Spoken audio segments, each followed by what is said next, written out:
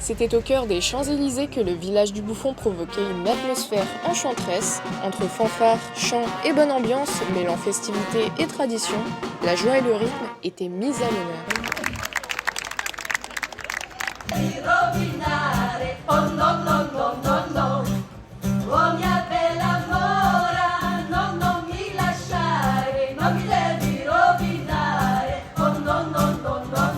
Moi j'adore, en plus il fait super beau aujourd'hui, donc ça me fait profiter, ça me fait sortir avec nos amis et c'est très agréable, j'adore. Les gens ils ont l'air super contents, il y a pas mal de stands aussi qui vendent plein de choses, que ce soit à manger ou même des chapeaux, des jeux pour les enfants aussi, c'est vraiment cool. Et pour la fête du Bouffon, c'est parfait, les gens ils s'amusent et ils sont contents. Des activités variées telles que la présence de clowns rigolos, du karting à pleine vitesse, de la sculpture en bois et des jeux gonflables sensationnels, tout est réuni pour offrir une expérience inoubliable aux parents comme aux enfants. J'ai pensé que c'était sympa, que c'était une bonne petite journée. On a amené les enfants, ils sont contents, ils ont découvert plein de choses. C'était sympa.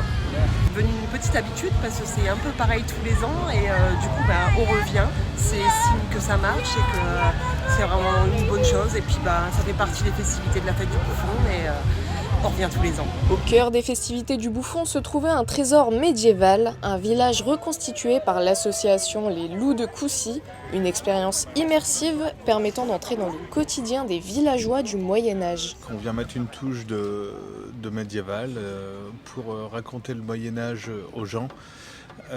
Et donc on monte nos tentes et on présente au public tout un tas d'activités, d'artisanat provenant de l'époque et on raconte plein d'histoires sur le Moyen-Âge. On est obligé de se documenter un petit peu pour faire de la reconstitution, en effet.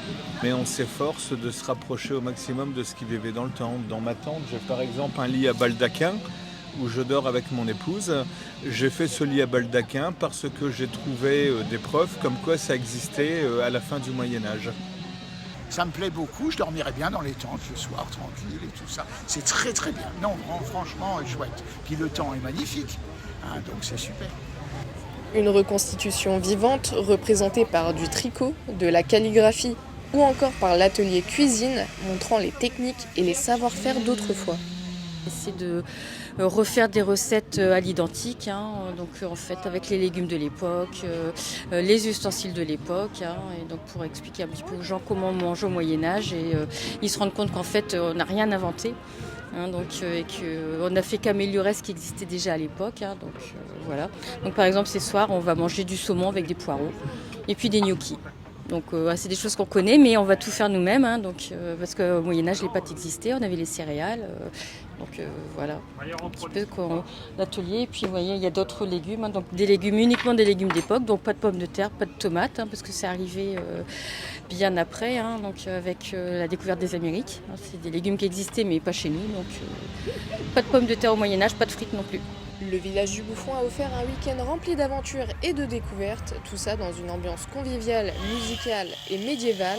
Les familles sont reparties avec des étoiles dans les yeux et des souvenirs plein la tête après cette expérience unique au village du Bouffon.